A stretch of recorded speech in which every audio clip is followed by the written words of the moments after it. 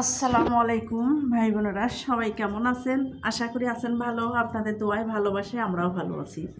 নতুন করে ভিডিও নিয়ে আবারও আসলাম আপনাদের মাঝে। যেখান থেকে আমার ভিডিওটা দেখতে পাচ্ছেন অবশ্যই একটা লাইক দিন, সাবস্ক্রাইব করে দিন। তো এই যে ভিডিওটা দেখতে পাচ্ছেন ভাই বোনেরা, এগুলো হলো আমরা বলি পানি কদু। আপনারা কি বলেন অবশ্যই জানাবেন। তো সবগুলো সেম মাপের দেখা যাচ্ছে, তাই ব্যালকনিতে বের হলাম, একটু হইলো ভিডিওটা করলাম। ভিডিওটা কেমন হয়েছে অবশ্যই জানাবেন। আর ঈদের আজকে হলো 5 দিন, রাস্তাঘাটে তেমন একটা যানজট নাই। তো এখন আজকে হলো 1 তারিখ, আজকে থেকে অফিস আদালত সব কিছু খোলা, তাই দোকানপাটও আস্তে আস্তে খুলতেছে, হয়তো আপনারা বুঝতেই পারছেন।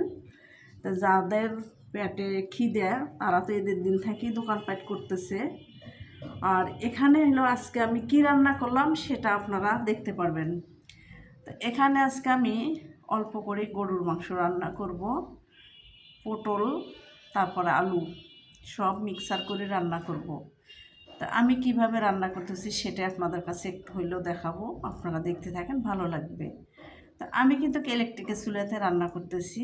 তা সর্বপ্রথম আমি তেলটা দিলাম কড়ার মধ্যে, ফ্রাইপ্যানের মধ্যে দেখতে পাচ্ছেন।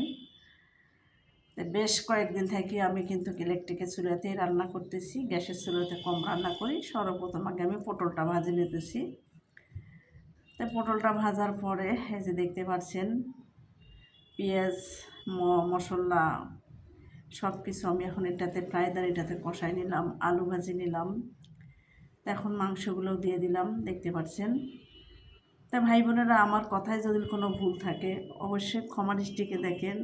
তা আমি কিন্তু ঢাকা থেকে ভিডিওটা করছি, আর এটা আমার বাসার ব্যালকনি।